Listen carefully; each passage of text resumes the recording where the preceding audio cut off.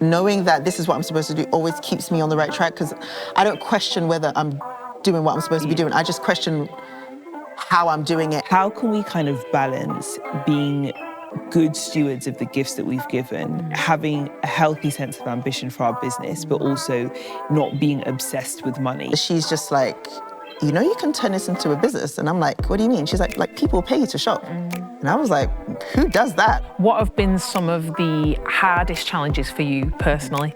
Especially being someone who sort of fell into this. Like you did it because it was your passion. Then you felt God say, basically, this is what you need to do. For entrepreneurs, it's really freeing when you finally realise, one, you don't need to be good at everything. And now my question always is, which gifts have I been given that I feel can most contribute to the vision? One day I was at church and my pastor called me up and he gave me a prophecy. And he said that God is giving you a vision of a business. If you're consistent with it, he will show you just how good it can get. Hi, and welcome to another episode of the Magnify Conversations. My name's Ruth, and I'm the founder of Magnify, and I'm so honoured to have you as part of our community. And my name's Rachel, and I'm one of the hosts of this show, and it's a pleasure to welcome you to another episode. If you're new to Magnify, we're a platform and global community focused on equipping ambitious women of faith. We do this through our print magazine, through our events, and through this podcast. So before you continue watching this video, we have a favour to ask. If you haven't yet subscribed to our channel, hit the subscribe button now. This means we can reach more women with gospel-led wisdom and content, so do that now. Today, we sat down with Lisa Omeleh to explore how faith, strategy, and vision intersect in building a business that lasts. Lisa is the founder of ClassLes, a luxury personal shopping brand that has redefined access to exclusive designer goods. Her story is a testament to turning passion into a thriving business driven by resilience and a deep sense of purpose. Lisa's journey is one of faith-fueled determination, from overcoming challenges to scaling her business and staying authentic in a fast-paced industry. This conversation will give you practical insights and inspiration for building your own business with faith and vision. So let's dive in. We're so excited to have you on today and really looking forward to getting to this conversation. Yeah, I'm so excited for this, Lisa. I'm ready. But we always start with all of our guests with an icebreaker. And of course, given who you are, it's a fashion icebreaker. So and this is very much, there were so many things I thought to ask you, but this is really what I want to know. Out of all luxury items at the minute, what is your holy grail? That's what I want. It could be bags, shoes, outfit. Ooh. And you're like, you know what, I need that in my wardrobe. Right now? I think in terms of getting something that has to be access, and the things that are hardest to get right now for me is a Hermes Midi Kelly. Okay.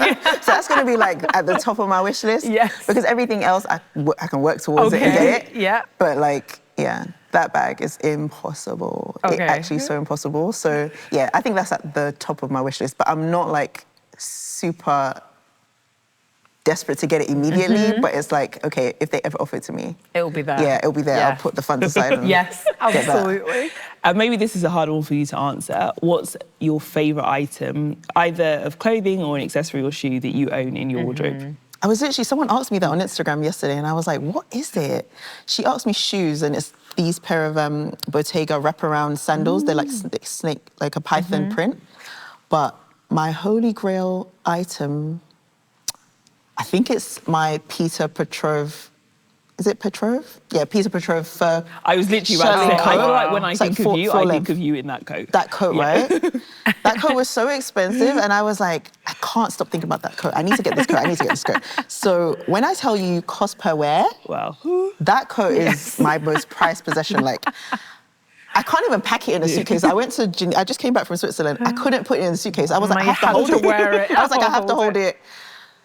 I can't let go of that coat. I love that coat so much. So oh my God. I'm even scared to take it to dry cleaners because I don't want them to lose it. I don't want anything to happen to it. And you can't get it. Again, literally so many clients will be like, Lisa, I want that coat, can you source it for me? I'm emailing them guys, please make another one, please make another one. And they're just sorry, we made another variation, it's not the same. Really? It's not the same. So I'd love to hear how you got into entrepreneurship, but also in particular, how and why you got into luxury. Because I feel like that's obviously such a big part of your business. Yeah, I've always been into fashion, obviously, as a young girl.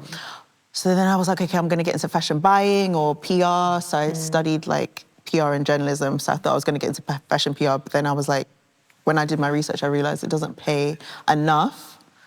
So then I was like, I'm just going to work a regular, normal job. So I worked in for local government and central government in communications. Very different to... Yeah. And then I was like, do you know what? The money that I get from my job will just pay for the things that I like, because technically I just like to shop.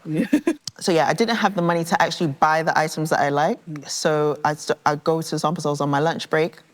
But I would go so often that people would be like, oh, like, what do you do for work? And I'm just like, oh, I just have a regular, I don't know, 25K job, whatever. And then I tell them about the sample sales, and then she would tell me about some of the things that she'd buy. And I'd be like, oh, I can get that for you for cheaper at a sample sale. And she'd be like, really? Okay, like, let me give you a bunch of money. And every time you're at the sample sale, at the time, she was really into Roxanda, her dresses. So then she'd give me a bunch of money, and at the Roxanda sale, you know, like one dress is like £1,200. I'd buy her like 10 dresses for the price of one. Wow. So she's just like, you know, you can turn this into a business. And I'm like, what do you mean? She's like people pay you to shop. And I was like, who does that? Like, I'm from South London. We don't do that. So I was like, no one's gonna do that. They can go themselves. And she's like, but my friends can't go. They're in Lagos, they're in Nigeria. So then at the time I was trying to figure out what I want to do on the side, because I obviously wanted to make money on the side. And then she was like, yeah, her cousin does it. She does personal shopping. Like, this is a real thing that women do. So then I was like, okay, let me try it for a little bit. So I'd try here and there, but not consistently. So one day I was at church and my pastor called me up and he gave me a prophecy. And he said that God is giving you a vision of a business. If you're consistent with it, he will show you just how good it can get. But you have to stay consistent. And that is exactly what you're supposed to be doing.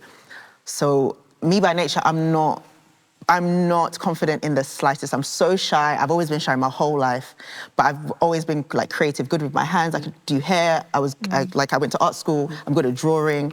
So in my head, I was thinking to myself, there's no way I'm going to put myself out there and start a business. Like, that's so cringy to me. It's a South London thing. Like, anyone from South London will know we do not do things to, like, I don't know, like all eyes on us. That's not really our thing. So I was like, I don't know about that.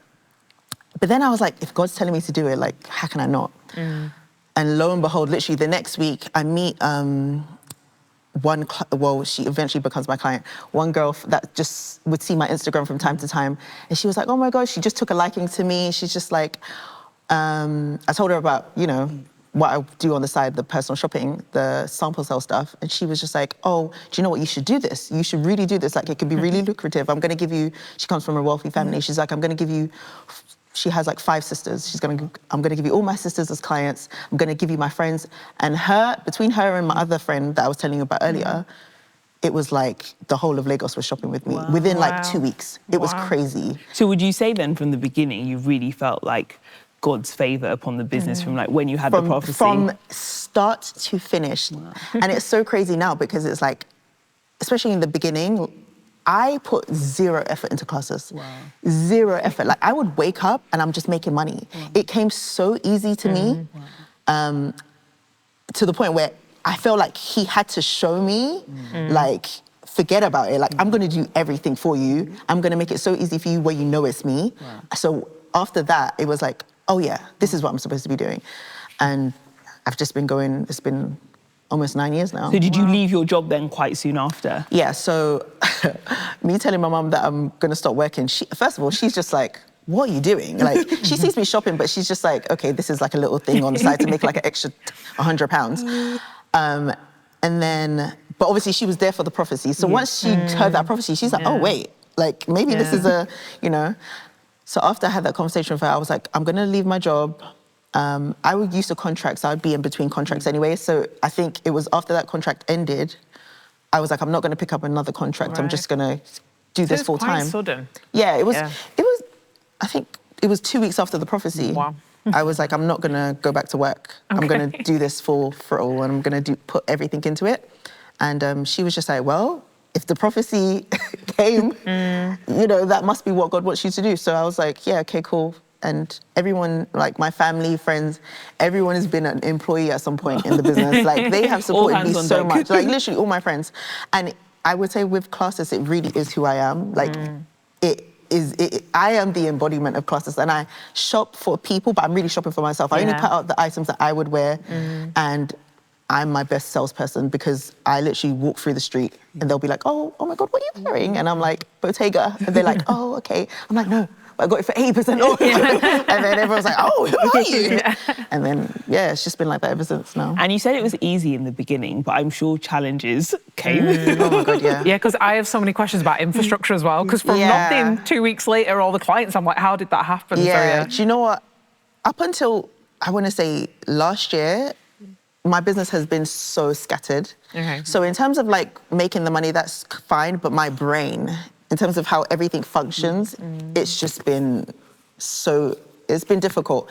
And like, I've had issues with staff members, I've had issues with logistics, I've had issues with sending the wrong orders, you know, authenticity. There's so many things that have happened, but I would say like knowing that this is what I'm supposed to do always keeps me on the right track, because I don't question whether I'm doing what I'm supposed to be doing. I just question how I'm doing it and the systems that I'm using and how can I learn how to create a better business structure and who I can kind of bring into the team to implement that structure. So then that way, you know, the client's happy, I'm not like all over the place like I've been for the last how many years, and things don't go wrong. Because I don't know if you remember, my Instagram took down ClassLes for like a few weeks, and that was hell because I had just done a huge sample sale. Wow. And like everyone's, like the people that don't know me on a personal level are just thinking that I've just run away with their money, and I had no way of like reaching out to them. I think people were just reaching out to their friends that they knew had referred them at some point. Like, and then everyone everyone has come to like my personal page. Oh, it was a nightmare. So in the last, because you said it's 9 years, it sounds like obviously God's been in the centre of it. There's been like an ease to it, but of course there's challenges, and you just said like even just in the last that time when your Instagram got taken down, what have been some of the hardest challenges for you personally, especially being someone who sort of fell into this? Like you did it because it was your passion. Then you felt God say basically this is what you need to do. So you didn't necessarily set out on this business idea, like it wasn't that at all. So what have been some of the challenges to you personally, the biggest challenges about? I think my biggest challenge was seeing it as a real business. Like I've always treated it like a side hustle or like a part-time hobby. And like, I think at one point it was too big for me. It was to the point where it was like, the demand was higher than what I could actually provide my clients with. So I was making a lot of money, but at the same time, I was overwhelmed. I felt like, do I want to make this a big thing? Like, do I want to go out and get investments? Like, do I actually want to treat this as a business and stick to my original business plan? Because my original business plan was like a full situation.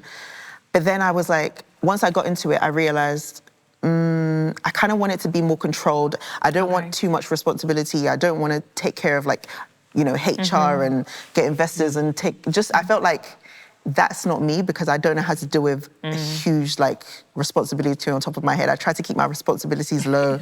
I don't like to like disappoint people, that kind of thing. And I think in the last 2-3 years, I've been going back and forth with God about, okay, do I actually just manage everything the way it is now, keep it small, like I can pay my bills, I can, you know, I can take trips, I can buy nice things, but do I want to be responsible for other people's destinies and other people's lives, or like play into that? And I feel like I've only just come to the decision last year that I don't think God would give me this to keep it small. I think he wants me to expand, because I think that this is the perfect opportunity for me to be able to bless other people. And I've seen like other girls, look, I always get people asking me, can I come and work with you, or can I intern for you, or can I shadow you?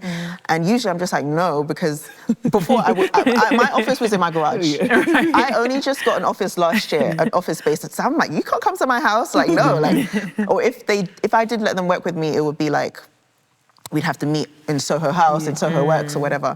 So then last year I was like, no, this is not making any sense. Like, how long can I keep it controlled? Small. I feel like I have to expand and I have to get other people that are smarter than me. Yeah. Because in hindsight, like, I know what I think I like, but I'm not sure. It's like sometimes I'm just kind of winging it, and I kind of want people that are smarter than me to come into the business and help me expand, because what I've learned is it's not about me. It's actually just not about me at all.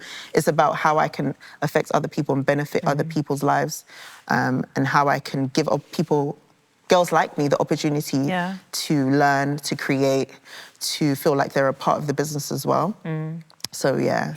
Do you feel like you're, because I'm interested again, because you'd never thought of yourself as an entrepreneur, you kind of fell into it. Yeah. Do you see yourself as a naturally gifted like person for talent acquisition? So you're talking about team, and I think this is always an interesting one, because you're going from sort of a small-ish medium business to really, this is going to scale. Yeah. You've shifted in your mindset. Yeah. So that naturally means you do need a team that are better than you at lots of different things. Do you feel that you're naturally good at spotting that? Not at all. That's actually, I would say that's my biggest challenge. I can hire because the opportunity will present itself, but I think in terms of hire, I'm not at the moment. I haven't hired people that I feel like are bringing a level of expertise that is going to propel the business to the next stage. So now I've decided to bring on my fiance into the business, because I feel like in terms of, I'm creative, but he's like very business savvy, he's very smart, and he acts immediately, whereas I will ponder on the next move for like a week, instead of me just doing it then and there. And I have no reason as to why I haven't just done it immediately, whereas he's someone that will be, I'll be like, oh, I need a new system, I need a new HR system. Let me call my HR friend, my HR advisor, and I'll call her, and she'll be like, okay, well, send me this, this, and this, and this, and then I'll analyze it and see what's left to do. I will do that, and then I'll get back to her the week after. Whereas he will take the phone and literally get on Google, and he'll be like, okay, this is what we need, And he's done it within and thank God for ChatGPT. And he's done it within like an hour. And I'm like, this is the kind of influence that I need. Level of execution. Yeah, he's gonna execute it, and I think we will bounce back off each other, and it will make everything more seamless in the end. I think it's refreshing to hear. I'd love to hear what you think, Ruth, as an entrepreneur as well, because I think in my mind, or actually quite generally, we expect if you've started something that you're going to be the best at everything. And I think especially building a team, because you need it as you scale, that you have to be so gifted and naturally good at essentially talent acquisition, and not everybody is. So it's quite refreshing for me to hear that you're like, actually, that's not my And I think a lot of people, a lot of the females that I know, they actually say that that's their biggest challenge, finding good. I was just speaking to the girls from the receipts, and they were saying like finding good talent is the difference. It makes all the difference in your business. So we were sitting down and we were like, what are some of the interview questions that we should be thinking of when we interview and stuff like that? So I think a lot of people have the same issue. And it's actually quite freeing, I've realised, when you discover that you don't need to be good at everything. Because in my case, kind of like 2 years ago, I was like, I love building Magnify, but on a day-to-day basis, why do I find this draining?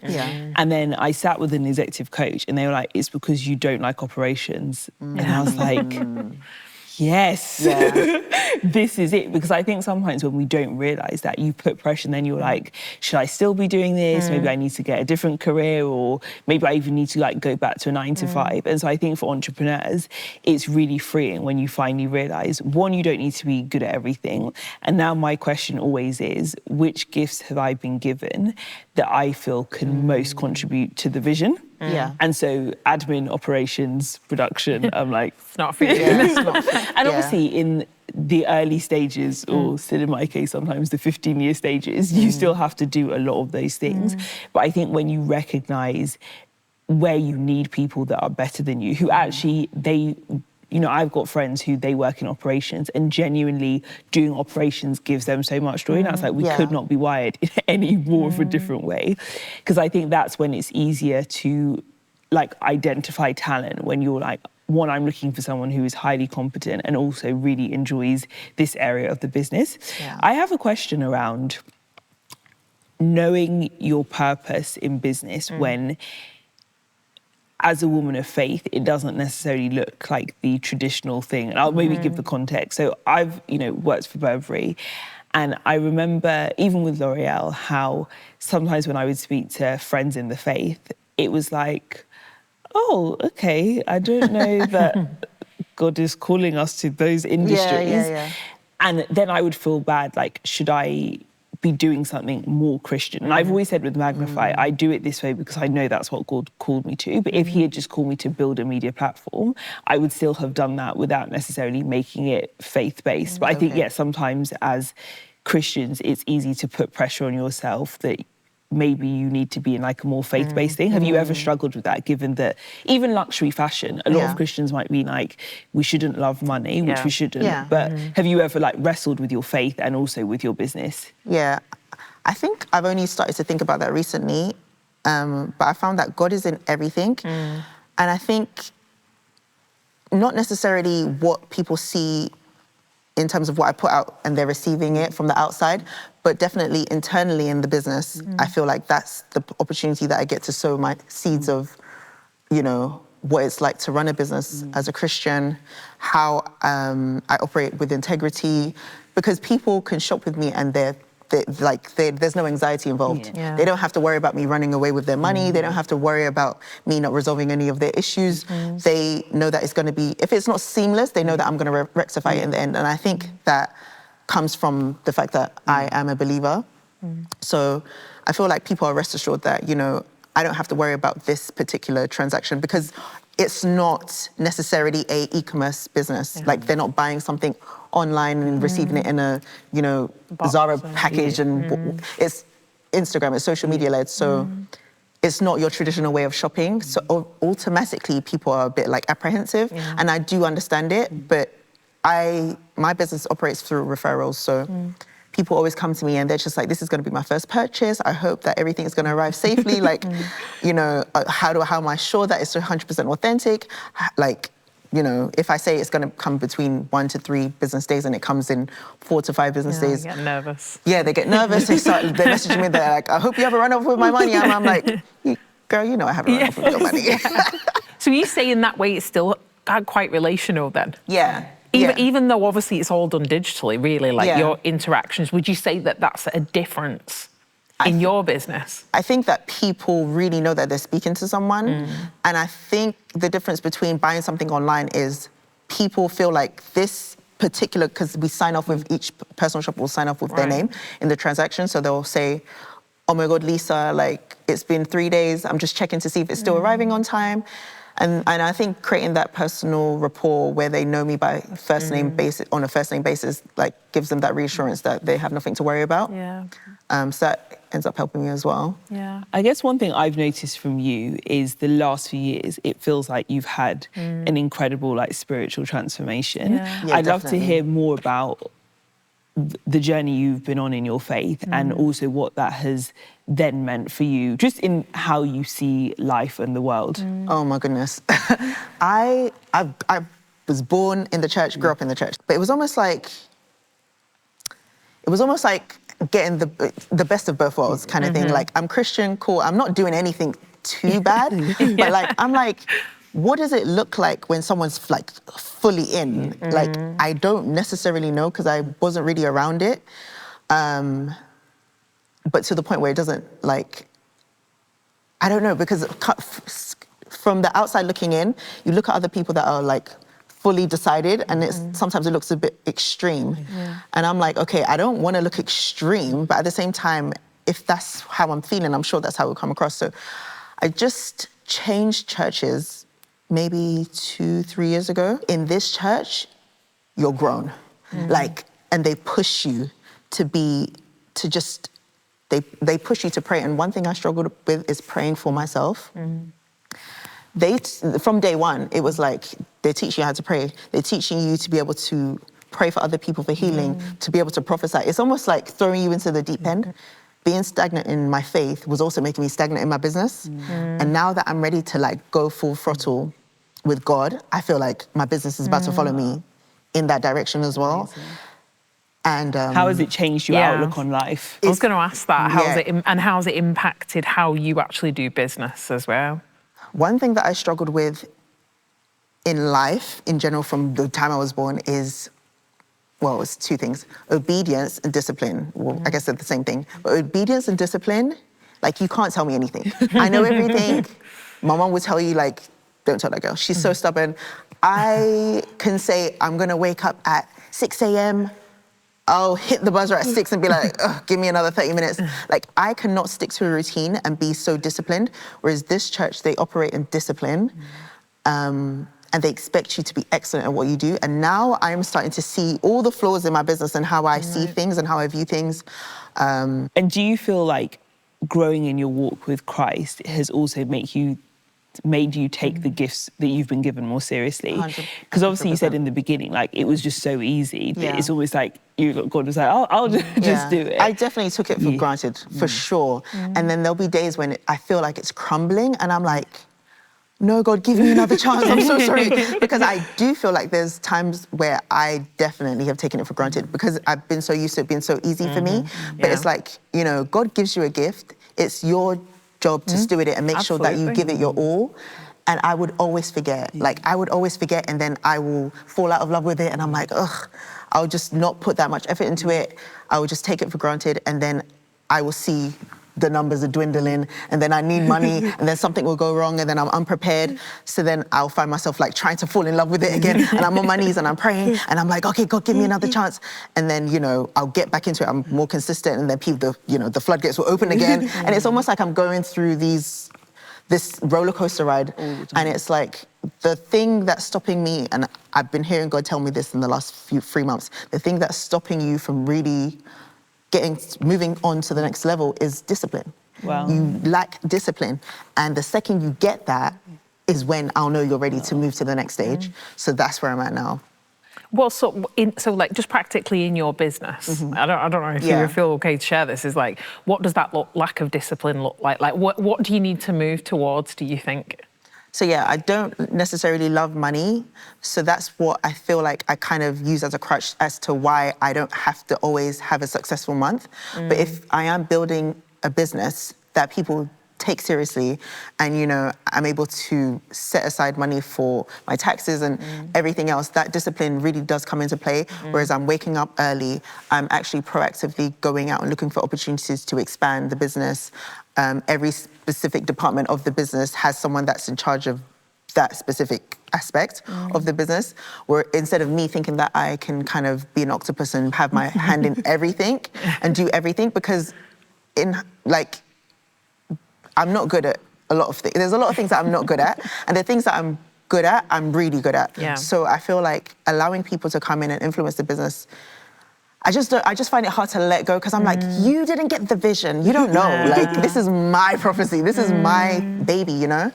And I really do treat it like a baby, but it's really time for the baby to grow. And at some point, I just have to let go. Yeah. I guess I'm really intrigued, and I'd love to hear from both of you about, particularly as entrepreneurs or creatives, the balance between ambition, money, and faith. And I'll maybe give a lot more context. So I feel like, obviously, because as Christians, we know we shouldn't have a love of money in and of itself. Sometimes when we're in business or when we're creative entrepreneurs, it's like, yeah, I don't really need to be paid that well or do different things, because we're called to not love money. But then often you can be struggling, or maybe you're even trying to employ people, and then you're finding that it's difficult because the business isn't running as it should. How can we kind of balance being good stewards of the gifts that we've given, having a healthy sense of ambition for our business, but also not being obsessed with money, even though often in business or as a creative, money is a kind of marker of the fact that what you're doing is working. Yeah. A part of it is really about letting go of the demand that you feel like is put on top of you, because with my business, I found that even when I felt like I had a bad month, God always provided anyway. And I think not loving money has kind of helped a little bit, because I'm like, the basics are always provided for. But when it comes to projects that I have and things that I want to invest in for that month, somehow God always makes sure that it works in the end. And I think me trusting him fully and learning to trust him fully, that comes into play. Is that hard, learning to trust God fully, and I guess have a healthy sense of materialism when you work in a very materialistic field? Yeah, I always say to my employees that, you know, if they make a mistake, I'm like, it's not rocket science, it's just fashion. Like, there is no reason why you should be making the amount of mistakes that you're making. And I say that to myself all the time, like, it's not brain surgery, it's just fashion. But at the same time, fashion is a business. Yeah. And, you know, it's quite complex if you're really into it and you understand the intricacies of it. It's not easy, but I knew that I was always going to be given something that I had fun in, that I felt like was very me. And it feels frivolous from time to time. I'm like, this is like rich people problems, especially because I'm dealing with luxury fashion. It's not just like, you know, just normal retail, high street retail. But I think that with everything that I'm doing, I'm thinking of ways to kind of see an opportunity for me to better myself, to better the business, to better the people around me, the people that I work with, and find opportunities for them to grow as well. But I guess a lot of us can say if we're not in like public services or... Yeah. You know, we're not doctors, lawyers, or... That it's easy to feel that in the grand scheme of things, Yeah. this obviously isn't going to like save someone's life. Yeah. But as you say, it's still important that if God has given us that gift and put us in that field, that we still apply ourselves and we take it seriously. Yeah, and it's the people that you meet along Exactly. the way That's that literally you what I was affect. gonna say. It's never really about the Yeah. things. Every time it's always about the, you know, the people that message me or email me and they tell me that, you know, they want to start something similar. Yeah. Like, how did I get started? They've been stuck. Sometimes a lot of people don't even shop with me. They can, you know, follow my personal page and they're just like, oh, I love the fact that you're a woman in faith and You're very in open business. about your faith as well. Yeah, which I think and is I amazing. try to be because, you know, for most of the time, people try to associate being a Christian or being a believer with, you know, being boring or not being able to dress or not looking good. And all my friends, we're literally all the same. And I'm like, and we're at church every Sunday. We call each other and we pray for each other. Like, we're fully in this. Like, Jesus is our personal Lord and Savior, and we all look fly together. So I'm like, I don't know what your church looks like, and you have to show them, you know, because I didn't see it growing up. And I know Did that you if ever I feel see... then, because you say you loved fashion from a young age? Yeah. Did you? Because for me, it was kind of similar where, not even necessarily so much for fashion, but more in my head, I had it as like, if I'm a Christian, I have to be in like a very impactful vocation. This is how I need to talk. This is how these are things I need to be interested in. And even how like, I've always loved creativity, always loved craftsmanship, always loved the arts. I always felt like, is this wrong? Because I'm not really seeing that. Like growing up for you, was that like a big thing where you didn't necessarily see representations of faith with the kind of interests or gifts that you had?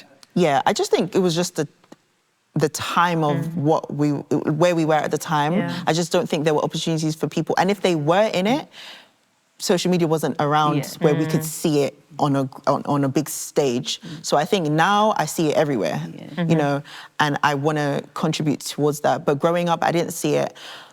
But I wasn't necessarily thinking, oh, you know, if I get into fashion, would I be able to bring God into it? I just felt like I'm going to be me, you know, and that this is who I am, but I still want to be able to dress well. But I have always thought, that if I did give my life fully to God, will I not be able to dress well? I don't know why, I've always just thought that. And I think it's about, you know, once you've changed, it does actually change the way you think. I do change some of the outfits that I've picked now. Like, I've not necessarily thrown them away, but I look at them and I'm like, maybe not. Yeah, literally. I don't even know where they are. They're somewhere pushed into the attic. But so I do know that, you know, I have a renewed mind. So I have a renewed way of thinking. I have a renewed way of dressing slightly, not all the way, because my original style is still, it was decent. Obviously, I'm a Nigerian child. What am I going to do?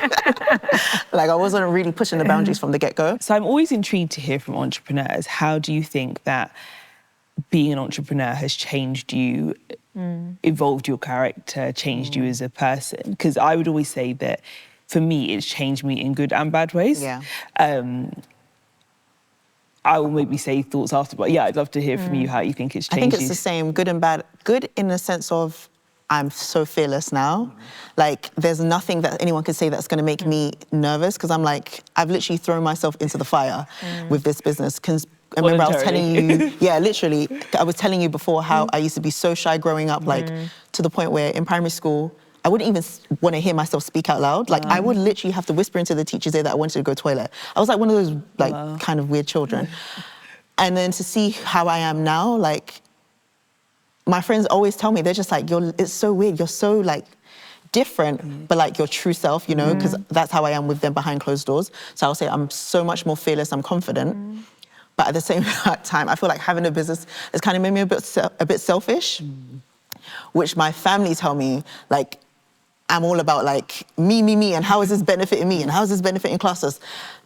And I kind of I'm now thinking of ways to try and like become less selfish and think about other people, because I do want to grow and I do want to better myself. What would be an example of that? So you said I'm thinking about ClassLes, because that's also could be interpreted as being you're just committed to what you're doing. I'm super committed, but it's almost like it's not always the opportunity doesn't always have to serve the business. Like, so there might be an opportunity that comes up and you're like, well, how does it align? Yeah, so they're commenting like, does it always have to? There's an opportunity to come through and do something for them, and I'm like, oh, I have a busy day at work. And it's like, you always have a busy day at work. Sometimes sacrifice that and do something for other people. Ooh, because they always sacrifice for me. And it's like, I'm receiving it, but I'm like, I don't see the opportunities to give it. Well, it might come to mind and I'll be like, this is a nice opportunity for you to put that down. And then I'm like, I won't be able to sleep tonight. And then I'm like, nah, God wants me to do this.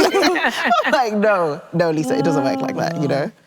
So yeah, I would say definitely I need to learn how to be more giving and not just taking, you know? What's the good and bad for you, Ruth, in that you described? Good in the same way as you. I was actually even more speaking in public. I remember in school, like, I'd be so shy when I had to give like a presentation to 8 people that I remember one in history, I asked everyone to look down and the teacher was like, okay then. And there was a girl who came in late and she obviously didn't realise, she was just literally looking at me the whole time. And I was like, and then at the end, the teacher was like, that was so good, Ruth, but obviously in future, it's really okay to breathe when you're doing. I was like, I was so nervous. I think it's definitely made me more confident in like, just go for it. And I don't care so much about being embarrassed, which when I was younger, that was like I just used to feel so stressed about looking like a fool in front of people. Same.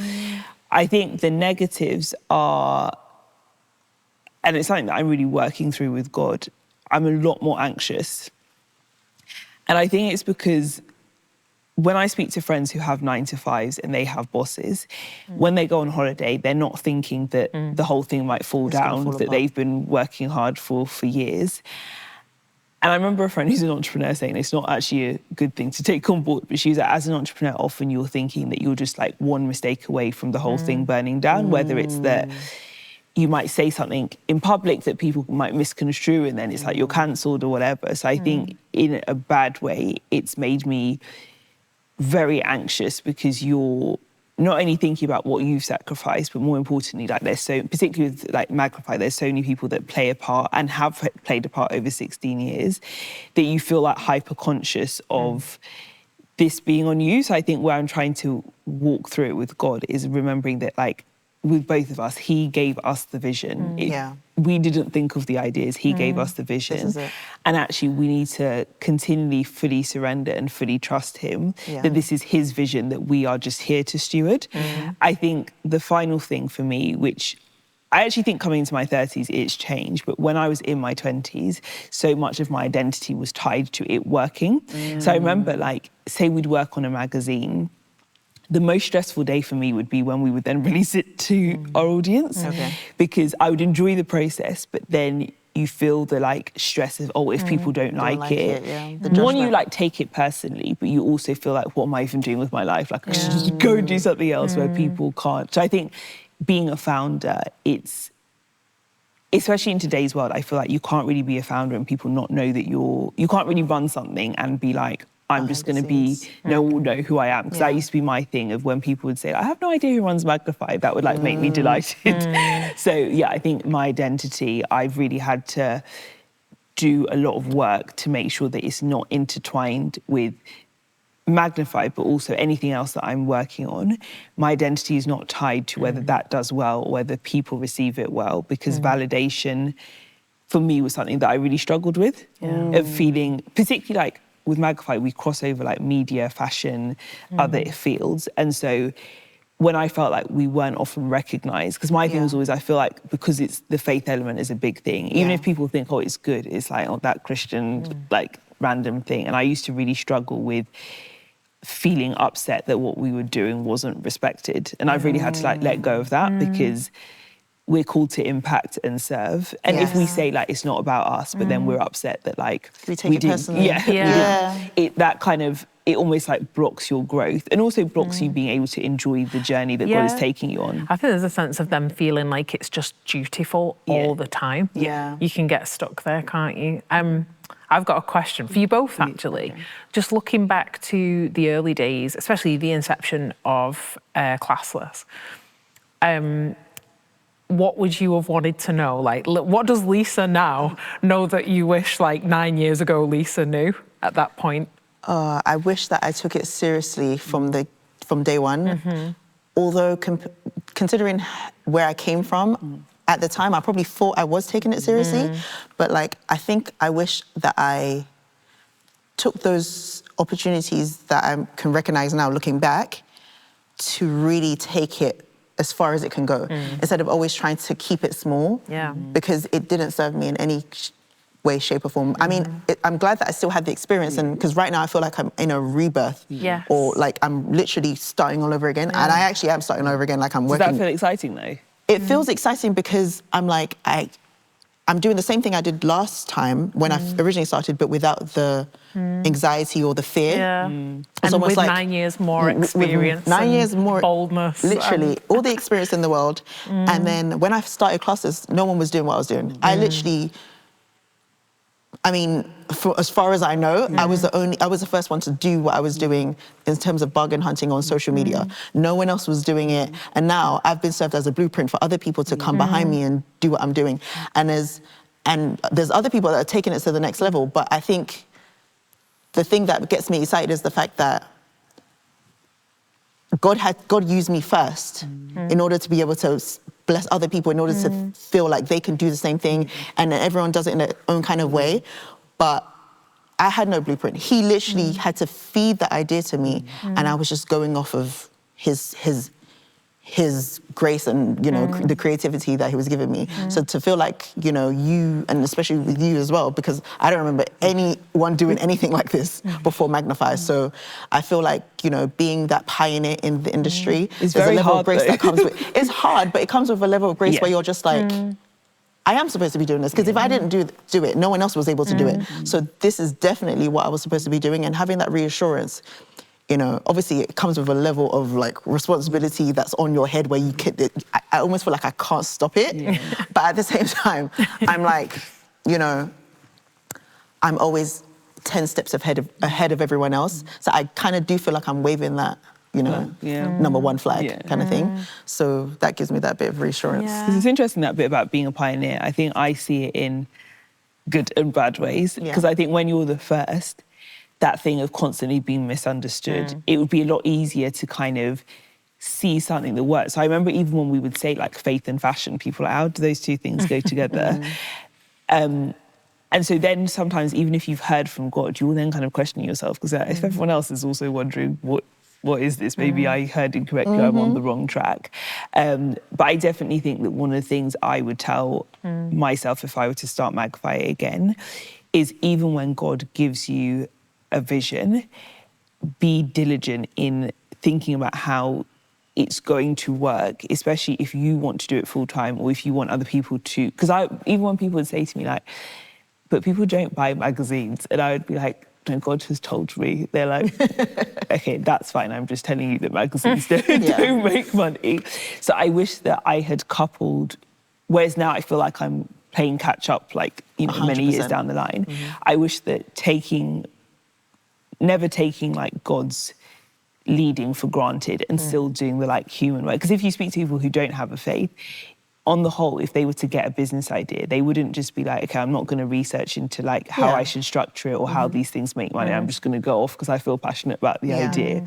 Whereas I always say, like, as a Christian, it's really important to not use faith as a crutch. So to be able, just because God told me, I'm not going to apply any like common sense or human principles. So yeah, that's the biggest thing I think I would have learned is understand, like, even if there's no one doing exactly what you're doing, there will be people who run businesses online or who work in fashion. So research as much as you can how they operate, what systems they're already using, rather than constantly trying to reinvent the wheel because you're so like sold out on passion. So I was saying, like, in the beginning, I knew everything about the industry. I knew who everyone was, and that served me so well because if I'd go to an event, even though I'd be shy, like whoever I'd be with, Dior or my friend Fenella, I would always have an idea because I would know who everyone was. I would walk into a room and be like, oh my God, that's Edward Enfield. He owns like Vogue magazine. And this is like 15 years ago when like no one knew everyone by name unless you were in the industry. And it served me so much because